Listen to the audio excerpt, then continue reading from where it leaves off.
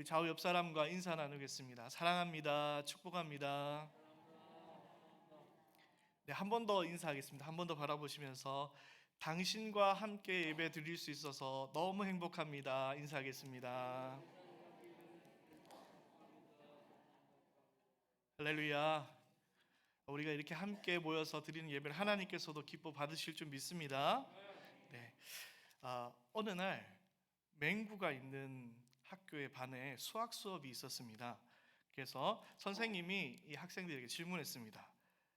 감이 10개가 있는데 오서방이 와서 10개를 먹었습니다. 그렇다면 감은 몇 개가 남았을까요? 라고 선생님이 물었습니다. 그때 맹구가 저요 이렇게 하면서 대답했습니다. 맹구 얘기해봐. 맹구가 대답했습니다. 선생님 7개가 남았습니다 라고 대답했습니다. 그래서 선생님이 다시 설명했습니다. 맹구야, 잘 생각해봐. 감이 10개가 있었는데 하나, 둘, 셋, 넷, 다섯, 여섯, 7개를 먹었으면 몇 개가 남을까요? 라고 다시 한번 선생님께서 맹구에게 질문했습니다. 근데 맹구가 다시 얘기하는 겁니다. 선생님, 남은 개수는 7개입니다 라고 얘기했습니다. 그래서 선생님이 화가 나서 맹구야, 왜 7개를 먹었는데 10개 중에 7개를 먹었는데 왜 7개가 남았냐고 그러냐고 선생님께서 화를 내니까 맹구가 이렇게 얘기했습니다. 선생님, 저희 어머니가요, 먹는 게 남는 거라 그랬습니다. 이렇게 대답했다라는 옛날 개그가 있습니다. 자, 옆 사람과 인사 나누겠습니다. 먹는 게 남는 겁니다. 네, 말씀은 받아 먹어야 남는 줄 믿습니다. 말씀이 선포될 때 이 아멘으로 받아 먹을 수 있는 우리 성도님 되시기를 축복합니다. 여러분, 하나님께 무언가 드려본 적이 있으십니까? 무언가 헌신한 경험이 있으십니까? 하나님께 우리가 무언가 드릴 수 있다는 것은 너무나도 행복한 일이고 그리고 감사한 일일 줄 믿습니다. 멋진 목소리를 가진 분이 특성으로 헌신하는 것, 아니면 목회자나 선교사님이나 그리고 연약한 자들을 돌보고 대접하는 것, 그리고 아니면 건축이나 선교에 물질적으로 헌신하는 것, 이런 것들은 너무나도 멋지고 복된 일이라고 생각됩니다. 지난주에 저희 교회도 많은 변화들이 있었습니다. 여러분 보시다시피 무대 공사가 진행됐고 또 음향 공사도 진행됐습니다. 이렇게 진행되는 과정 속에서 또 귀한 헌신과 또 섬김과 드림이 있었습니다. 이런 헌신과 드림을 통하여서 이 교회가 성장하는 미끄럼이 되는 줄 믿습니다. 우리 성도들이 그런 하나님께 드릴 수 있는 복을 받으시기를 간절히 축복합니다. 지금 아멘 하신 분들은 올해 한번 작정하셔서 하나님께 헌신하시면 좋겠다, 그런 생각이 듭니다. 작정 헌금도 하시고 주차 봉사도 좀 하시고 교사도 좀 섬기시고 찬양대 봉사도 많이 하셨으면 좋겠습니다. 네, 아멘 하시는 분만 아멘 하시는 것 같기도 한데, 참고로 지금 방송실 그리고 주보를 접는 일이 아직까지 공석입니다. 여러분 적극적으로 몸만 오시면 하실 수 있는 일이니까 헌신에 동참하셨으면 좋겠습니다. 선교 후원도 더욱더 많이 하시고 이번 특세에 또 십시일반이 있지 않습니까? 십시일반에도 많이 참여하셔서 또 성도들을 함께 섬기는 일에 동참하시면 참 좋겠다, 그런 생각이 듭니다. 네, 그런데 이 모든 헌신에 여러분들이 다 아멘만 할 수 있다면 제가 오늘 더 이상 설교할 것이 없습니다. 그냥 내려가면 됩니다. 그런데 우리가 모든 일에 다 헌신할 수 없다라는 것을 우리 스스로 잘 알고 있지 않습니까? 모든 것에 다 아멘 하기에는 사실 많은 부담이 우리 가운데 있습니다. 우리가 교회의 필요 그리고 또 헌신의 필요에 대해서는 모두 다 인정하고 아는 사실입니다.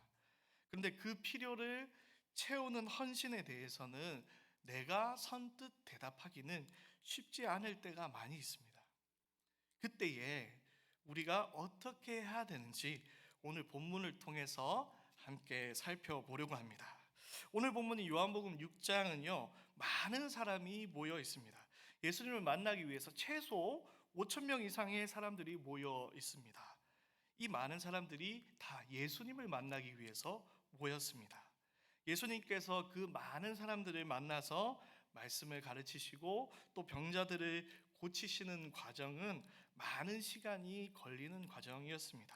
줄을 서서 예수님을 만나려고 한참을 사람들이 기다렸을 것입니다. 그래서 이 많은 사람들을 다 만나고 기도해 주기 위해서 많은 시간이 흘렀습니다. 그리고 이후에 그곳에 있는 많은 사람들이 줄이고 허기진 상태가 되었습니다. 제가 아까 서두에 뭐라고 했죠? 먹는 것이 남는 것이다. 네, 정말 먹는 것이 남는 것인지 모르겠지만 사람에게 있어서 이 먹는 것은 굉장히 중요한 일이지 않습니까? 그런데 그 결핍이 오늘 본문에 생긴 것입니다. 현재 사람들에게는 먹을 것이 필요하다는 것, 이 필요에 대해서는 예수님도 알고 제자들도 알고 그곳에 모인 모든 사람들이 알고 있는 것이었습니다. 그래서 평행 본문인 마가복음 6장 35절부터 36절 말씀에는 제자들이 예수님께 나와서 이렇게 얘기했습니다. 이곳은 빈들이요 날도 저물어 가니 무리를 보내어 두루 촌과 마을로 가서 무엇을 사 먹게 하옵소서라고 예수님께 제자들이 요청합니다. 근데 예수님께서 당혹스러운 대답을 하십니다.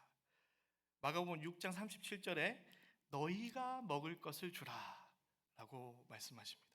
네가 줘라 이렇게 얘기하시는 것이죠. 우리가 무엇인가 교회의 필요를 알게 됐습니다. 그래서 하나님께 기도했더니 하나님께서 응답을 주시는데 이렇게 응답하시는 겁니다. 네가 해라, 네가 헌신해라 라는 응답을 받았다면 우리는 조금 당혹스럽지 않겠습니까? 예를 들면 하나님 우리 교회의 다음 세대를 살려주시옵소서라고 같이 기도할 때 기도했습니다. 근데 마음에 감동을 주시는 겁니다. 네가 교사를 헌신해라. 그럼 마음에 부담이 되지 않겠습니까? 어떻게 하시겠습니까? 순종하시겠습니까? 또 하나님 저 어디에서 어느 나라에서 선교하시는 선교사님을 지켜주시옵소서라고 기도했는데 자꾸 마음에 네가 저 선교사님 위해서 헌신해라 라는 기도의 응답을 주신다면 어떻게 하시겠습니까? 바로 우리가 아멘하고 순종하면 좋을 텐데 주님 한 번만 더 생각해 볼게요 라고 생각할 때가 많이 있는 것이 사실인 것 같습니다. 이러한 상황에서 하나님께서 그러한 응답을 주실 때 네가 헌신해라, 네가 헌신했으면 좋겠다 라는 응답을 주셨을 때 우리가 머릿속에 떠오르는 질문이 있습니다. 그것이 무엇이냐면 바로 따라해 보겠습니다. 얼마를 드려야 할까? 네, 우리 생각에 떠오르고 스쳐 지나가는 것이 있는데 주님 그럼 얼마를 내가 드려야 됩니까? 라는 질문이 스쳐 지나가게 됩니다. 세례 입교 문답지에는 이런 내용이 있습니다. 교인은 물질을 어떻게 사용해야 됩니까? 모든 물질은 주님께 받은 것이므로 주님의 선한 일에 아름답게 사용해야 됩니다. 그리고 그 다음 질문에 교인은 어떻게 경제적으로 협조해야 됩니까? 교회 모든 재정과 사업에 성심껏 협조해야 됩니다 라고 문답에 기록되어져 있습니다. 그래서 세례교회는 의무적으로 11조와 감사헌금과 그리고 주정헌금을 드리게 되어 있습니다. 주님의 사업에 주님의 일에 물질이 필요하다는 것은 우리가 다 아는 사실이고 그리고 또 물질적으로 교회를 돕고 헌신하는 것에 대해서 그리고 그것이 의무라는 것에 대해서 우리 모두가 다 동의하고 이미 참여하는 일입니다. 그런데 이것을 순종하는 과정에서 우리 가운데 질문이 스쳐 지나가는데 과연 얼마를 드려야 될까라는 질문이 우리를 힘들게 합니다. 만약에 제게 100억의 재산이 있고 하나님께서 응답을 주셔서 선교사님을 한 달에 10만 원씩 후원해라 라고 말씀하신다면 큰 고민 없이 내가 순종하겠습니다 라고 쉽게 아멘할 수 있을 것입니다. 그런데 하나님께서 응답 주시기를 선교사님을 한 달에 1억씩 구원해라 라고 한다면 바로 순종하기 어려울 것입니다. 어느 누구도 쉽게 아멘할 수 없을 것입니다. 만약에 교회에서 헌금을 드리는데 그래도 직분자들은 여기 다 직분자들이시지 않습니까? 직분자들은 그래도 한 주에 10만 원 이상씩 헌금해야 됩니다 라고 한다면 그 마음이 얼마나 부담이 되시겠습니까? 그죠? 그래서 얼마를 드려야 할까? 라는 이 질문은 우리 가운데 실질적으로 매우 중요한 질문이라고 할 수 있을 것입니다. 아니면 어떤 헌금을 드려야 되는데 어떤 금액이 정해져 있지 않은 그런 헌금들이 있지 않습니까? 네. 그런 상황에서 부유한 사람도 가난한 사람도 고민하게 됩니다. 내가 얼마를 드려야 될까? 가난한 사람들은 내가 드리는 이게 너무 초라하지 않을까 고민하기도 하고, 또 부유한 사람은 내가 부유한데 이 정도는 해야 되지 않을까?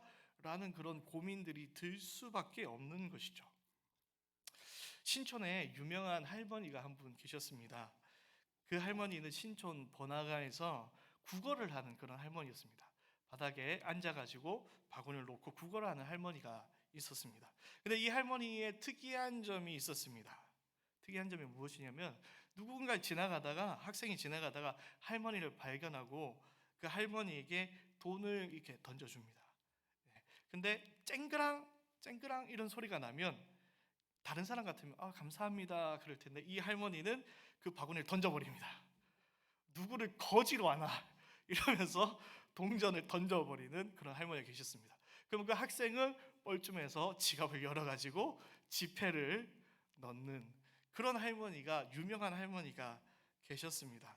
이 할머니에게도, 이 적선하는 할머니에게도 얼마를 줄까 고민하면서 줘야 되는 상황이 발생하는데, 우리가 하나님 앞에 헌신하면서 얼마를 드려야 될까 고민하는 것은 어떻게 보면 당연한 일일 수도 있을 것입니다.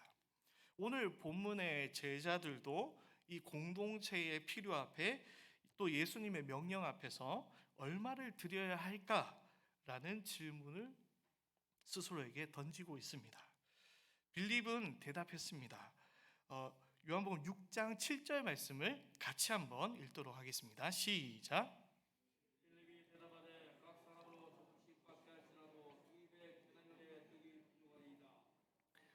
네, 빌립은 예수님께서 네가 헌신해라 라는 요청에 얼마를 드려야 할까라는 질문을 스스로에게 던지고 예수님께 이렇게 대답했습니다.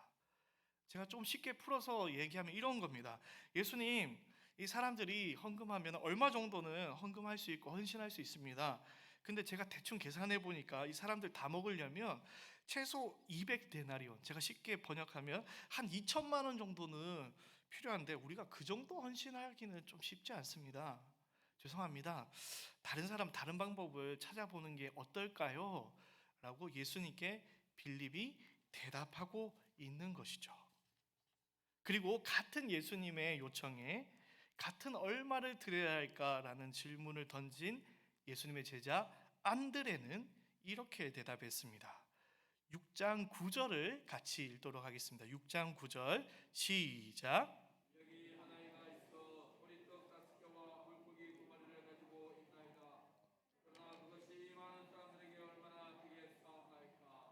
네, 안드레는 이렇게 대답했습니다. 예수님, 여기 소년이 먹는 식사가 있긴 한데 이거는 예수님께만 드리기에도 너무나 작고 초라해서 도저히 드릴 수 없을 것 같습니다. 죄송합니다. 다른 방법을 찾아보시죠. 라고 지금 안드레가 예수님께 이야기하고 있는 것입니다. 우리는 수많은 헌신의 기회 앞에서 얼마를 드려야 할까라는 이 질문의 함정에 빠져서 헌신을 주저할 때가 많이 있습니다. 권사님, 내년에 좀 교사로 헌신하실래요? 집사님, 헌신하실래요? 물으면 제가 너무 바빠서요. 아니면 제가 너무 부족해서요. 제가 너무 이 세대 차이가 나서요.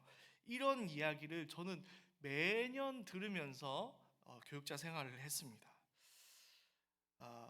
내가 가진 것을 조금은 드릴 수 있는데 많이 드리기는 부담스러워서, 아니면 내가 갖고 있는 것이 너무 부족한 것 같아서 우리는 헌신을 주저할 때가 많이 있다라는 것입니다. 혹시 여러분 그럴 때가 있으셨습니까? 그렇다면 여러분들은 저와 함께 이 다음 문장을 따라해 보셔야 됩니다. 한번 따라 하시겠습니다. 우리는 주님의 사역 앞에서 항상 부족합니다. 네. 오늘 본문에 나오는 오병이어의 이 가치는 얼마나 되었을까요? 그냥 대충 생각해봐도 부족하고 적어 보이지만 조금 더 상세하게 살펴보도록 하겠습니다. 우리는 사실은 이제 주식이 쌀이기 때문에, 밥이기 때문에 이 보리빵이 가지는 의미가 어떤 건지 잘 느껴지지 않죠. 이 보리빵 5개는 어느 정도 되는 양일까요?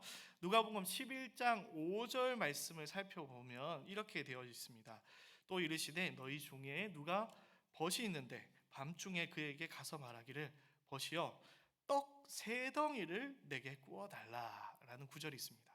이 본문을 통해서 한번 살펴보면 아마도 당시에 한 끼 정도 먹으려면 떡 세 덩이는 있어야 되지 않을까, 빵 세 덩이 정도는 있어야 한 명 정도 먹지 않을까라는 추측을 할 수 있습니다.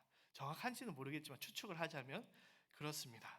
근데 오늘 본문에는 보리빵이 5개가 등장합니다.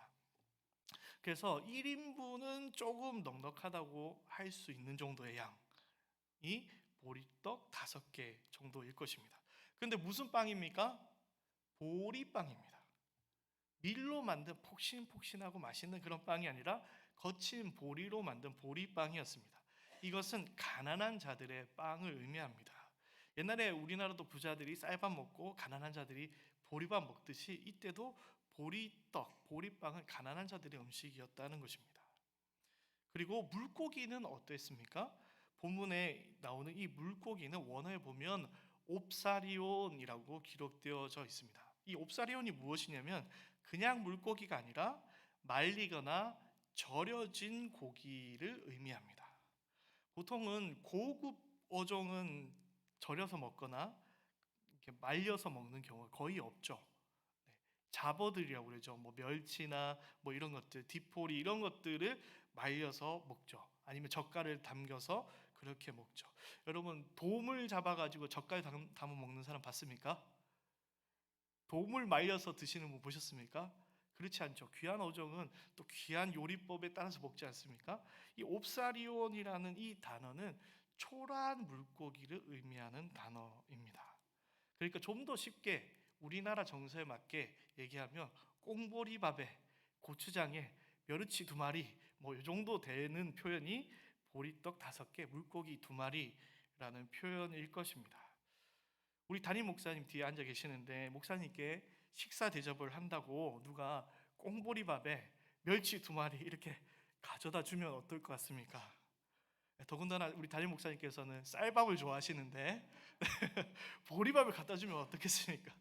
물론 그렇게 갖다 드려도 담임 목사님께서는 또 감사함으로 드시겠지만 드리는 사람의 마음은 그렇지 않지 않습니까? 네, 너무나도 부족하고 초라한 식사가 보리떡 5개, 물고기 2마리라는 것이었습니다. 그리고 그 초라한 식사를 5천 명이 넘는 사람들 앞으로 가져오는 것은 정말로 말도 안 되는 일인 것이죠. 그런데 오늘 이 오병이어처럼 초라한 것이 아니라 만약에 그 반대로 부유한 누군가가 나와서 앞서서 빌립이 계산했던 것처럼 200데나리온을 헌금했다면 어떻게 됐을까요? 카드를 딱 꺼내가지고 예수님 한도 없는 카드입니다. 긁으시죠 라고 누가 만약에 말했다면 어떻게 되었겠습니까?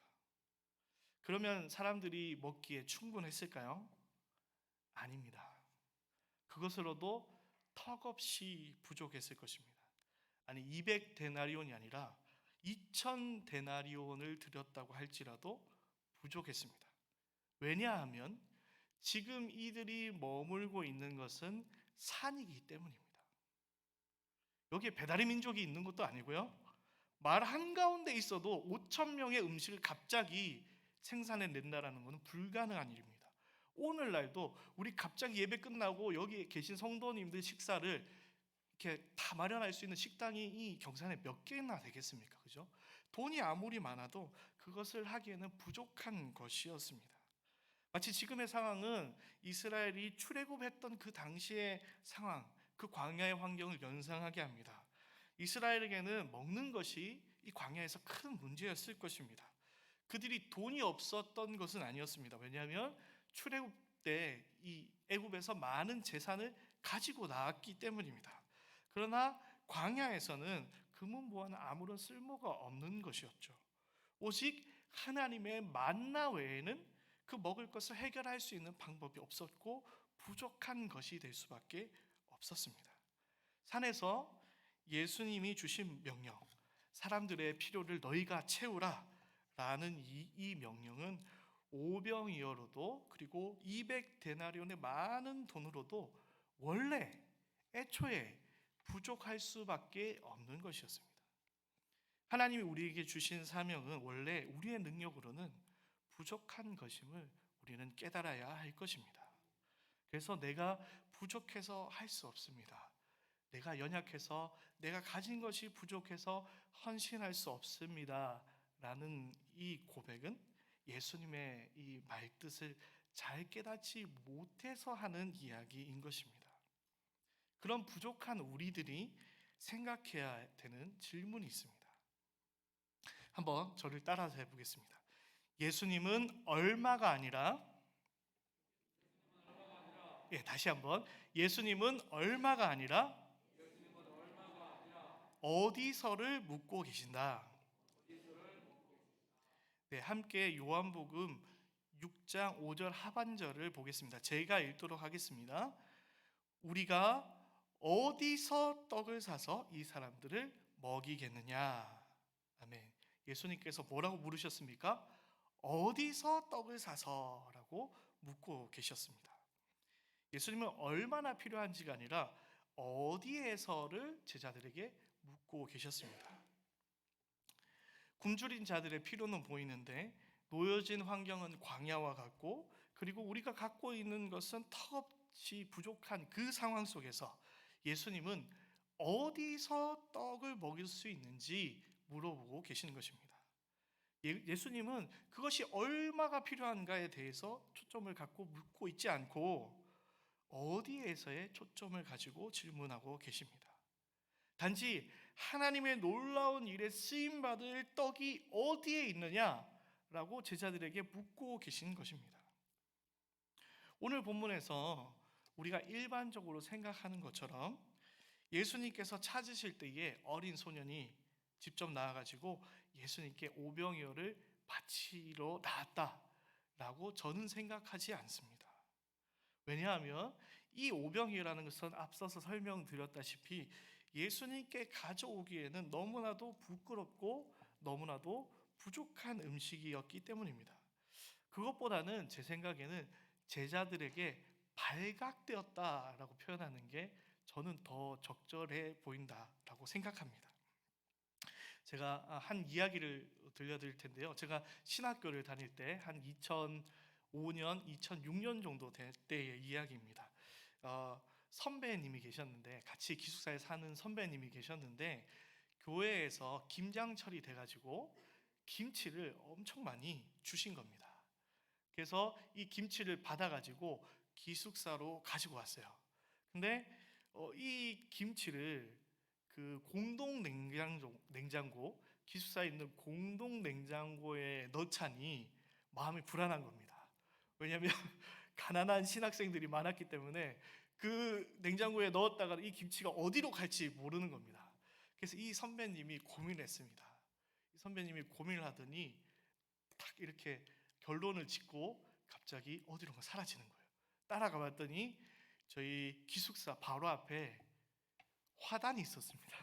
그래서 화단을 삽으로 막 파는 겁니다. 그래서 그 화단을 파서 그 속에 김치를 묻고 비닐로 덮어서 흙을 덮었습니다. 네, 정말 똑똑하신 분이죠. 혼자 맛있게 김치를 먹으려고 기숙사 화단에 그 김치를 묻었습니다. 그리고 이 선배님이 같이 먹기 위해서 조금만 기다리자. 김치가 맛있게 익을 동안 우리가 조금 참고 기다리고 맛있게 익었을 때 우리가 라면을 탁 꺼내가지고 이 라면과 함께 김치를 먹자라고 했습니다. 그리고 한 주가 지나고 이제 라면이 먹을 때가 됐습니다. 김치가 익을 때가 됐습니다. 그래서 라면을 맛있게 컵라면을 끓이고 이제 어떻게 하죠?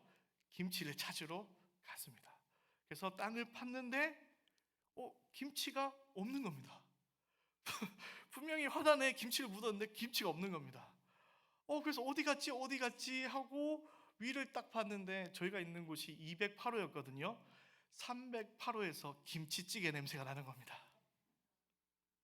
308호에서 그걸 유심히 봤다가 몰래 김치를 가져간 것이죠. 네, 김치를 묻어놨던 게 발각된 것이죠. 네, 조금 생뚱맞지만 이렇게 발각되었듯이 이 오병이어를 갖고 있던 소년은 아마도 혼자 먹으려고 생각했을지도 모르겠습니다. 성경에 기록되어 있지 않으니까 제 상상입니다. 그런데 제자들에게 발각이 된 것이죠. 그래서 하나님 예수님께 이 오병이어를 바치게 된 것이라고 저는 생각합니다. 여러분 어떻게 생각하시는지 모르겠습니다. 어쨌든 예수님께 이 오병이어가 드려지게 되고, 그리고 11절 말씀에 예수님께서 떡을 가져 축사하신 후에라고 기록하고 있습니다. 근데 이 축사라는 이 단어가 다른 평행 본문에서는 율로게오라고 적혀져 있습니다. 축복했다, 축복 기도했다라는 단어인데 이 요한복음에서만 다르게 쓰여져 있는데 유카리스테오라는 단어가 쓰여졌습니다. 이것은 감사 기도라는 의미를 갖고 있습니다. 여기서 감사 기도를 했다라는 것은 이런 의미입니다. 예수님께서 5천 명 이상 사람들이 있는 앞에서 오병이어 보리떡 5개와 물고기 2마리를 딱 놓고, 하나님 아버지, 지금 장정만 5천 명 이상이 있는 이 상황 가운데서 꽁보리밥에 멸치 2마리를 주셔서 감사합니다, 감사하게 잘 먹겠습니다 라고 기도하고 있는 상황인 것이죠. 만약에 그렇게 기도한다면 여러분이 이 오병이어를 드렸던 소년이라면 어떻겠습니까? 이 아이였다면 어떻겠습니까? 너무나도 창피하고 걱정이 되는 상황이지 않습니까? 그런데 그것도 이미 창피하고 참 걱정이 되는데 더 나아가서 예수님께서 감사 기도 전에 하신 행동은 이 소년을 더욱더 걱정하게 합니다. 10절 말씀, 오늘 10절 말씀을 여러분이 함께 읽도록 하겠습니다. 시작.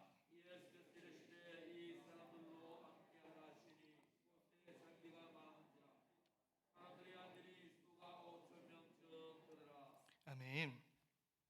여기서 안다라는 것은 원어로 아나핍토라는 단어가 쓰여져 있는데, 이 단어는 사실은 안다라는 것이 아니라 식사를 위하여서 기대어 눕는 것을 의미하는 단어입니다.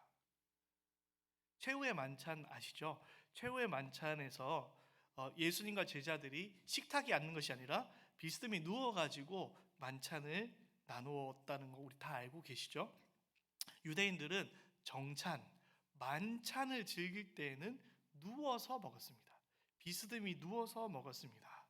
예수님이 사람들을 눕게 했다라는 것은 뭐를 의미합니까? 이제 우리 거하게 먹을 테니까, 지금 우리 회식할 거니까, 만찬을 즐길 거니까 다 누우라 라는 것이죠. 음식은 뭐밖에 없는데요? 오병이어밖에 없는데, 그래서 이 소년은 너무나 긴장할 수밖에 없었습니다. 왜냐하면 그것은 너무나 부족했고 사람들에게 창피를 당할 게 분명했기 때문입니다. 그런데 하지만 놀랍게도 그곳에는 부족함이 없었는 줄 믿습니다. 한번 따라하도록 하겠습니다. 주님이 계신 곳에는 부족함이 없습니다. 할렐루야. 어디에서 사람들에게 이 떡을 먹일 수 있었겠습니까? 요한복음 6장 35절에 이렇게 말씀하셨습니다. 나는 생명의 떡이니 내게 오는 자는 결코 줄이지 아니할 터이요. 아멘. 예수님께로부터 생명의 떡이 나오는 줄 믿습니다. 오병이어를 드린 그곳에, 바로 그 자리에 예수님이 함께 계셨기 때문에 그곳은 부족함이 없는 곳이 된 것입니다. 우리가 가진 떡은 부족하지만 생명의 떡이신 예수님이 계신 곳에는 부족함이 없습니다. 정말로 놀랍고 감사한 사실은 예수님께서는 우리 연약하고 부족한 성도를 통해서 일하기를 원한다라는 사실입니다. 그게 때로는 우리가 생각할 때 너무나 터무니없이 부족하고 다른 사람들에게 떠밀려서 하는 일이라고 할지라도 예수님은 부족한 사람인 우리를 통해서 일하십니다. 제자들을 통해서 일하십니다. 우리 성도들을 통해서 일하시기를 원하십니다. 여러분을 통해서 하나님께서 일하실 것입니다. 왜냐하면 그 기쁨을 함께 누리기를 원하시기 때문에 우리를 사용하시는 것입니다. 한 소년이 내어드린 보리떡 5개를 통해서 놀라운 일이 시작되었습니다. 보리떡 5개, 물고기 2마리로 5,000명 이상, 장정만 5,000명 이상이 먹었고 12바구니가 남았습니다. 이때 누가 가장 기뻤겠습니까? 바로 이 오병이어를 드렸던 소년이 가장 기뻤을 것입니다. 어떻게 보면 억지로 드렸던 이 사건을 통해서 소년은 예수님의 능력과 은혜를 누리는 그런 놀라운 역사가 일어났던 것입니다. 그리고 더 나아가서 그의 작은 헌신을 통하여 그곳에 모인 수많은 사람들이 예수님이 주시는 은혜와 기쁨을 함께 누릴 수 있게 되었습니다. 사랑하는 성도 여러분, 내가 완벽한 달란트를 가져야 주님의 일에 헌신할 수 있다고 착각하지 마시기 바랍니다. 얼마를 드려야 할지 고민하다가 나는 부족해서 안 된다라는 생각에 헌신의 기회를 놓치지 마시기를 바랍니다. 주님은 우리에게 얼마를 물어보시는 분이 아니라 어디에서를 물어보시는 분임을 기억하시기 바랍니다. 우리가 어디서 떡을 사서 먹게 할까라고 주님께서 우리 가운데 물으실 때에 주님, 여기에 떡이 있습니다 라고 대답할 수 있는 우리 모든 성도님 되시기를 축복합니다. 우리의 부족함 때문에 주저하지 마시기 바랍니다. 성경은 우리에게 이렇게 얘기합니다. 내게 능력 주시는 자 안에서 내가 모든 것을 할 수 있느니라. 아멘. 우리의 부족함은 주님께서 채워주실 줄 믿습니다. 우리는 그것을 은혜라고 부르고 은사라고 부릅니다. 너무나도 부족하지만 주님께 내어드린 그 작은 헌신이 주님이 주시는 이 은혜를 만날 때에 놀라운 역사로 일어나는 것입니다. 보리떡 5개가 예수님의 은혜를 만나니 5,000명이 넘는 사람이 배불리 먹었고 부족할 줄 알았던 보리떡 5개가 차고 넘쳐서 12바구니에 남았습니다. 소년의 마음에도 기쁨이 넘쳤고 함께 모였던 모든 사람들에게도 기쁨이 넘쳤습니다. 앞에서 제가 예를 들었던 그 김치를 숨겼던 그 선배는 사실은 그것 말고 또 다른 스토리가 있습니다. 그렇게 김치를 숨기면서 그렇게 어떻게 보면 조금 없어 보이게 그렇게 살았던 그 선배는 그 없는 와중에도 다른 후배들을 잘 챙기는 선배였습니다. 자신은 라면을 먹고 김치를 먹으면서 끼니를 때우면서도 힘든 후배들이 있으면 책 사이에 돈을 넣어가지고 다른 후배들에게 선물해 주기도 하였습니다. 그 선물을 받았던 사람 중에 한 명이 저이기도 했습니다. 그리고 또 저는 그 이후에 그 선배의 모습을 본받아서 또 다른 후배에게 동일한 일들을 했습니다. 우리의 작은 헌신이 예수님의 주신 은혜를 만날 때에 이 은혜의 강물을 흘러타고 이 세상 가운데로 넘쳐가는 줄 믿습니다. 여러분이 얼마를 드려야 할까 주저하다가 주님께 드릴 기회를 놓치지 않기를 간절히 축복합니다. 주님이 내게 원하시는 그때에 은혜를 바라보는 믿음으로 우리의 작은 것을 주님께 드릴 수 있는 용기와 은혜가 여러분의 있기를 간절히 축복합니다. 나의 부족함을 보는 것이 아니라 주님의 완전함을 바라보시기를 축복합니다. 그래서 주님이 찾으시는 그때에 드림의 축복을 모두 누릴 수 있는 우리 성도님들 되시기를 간절히 축복합니다.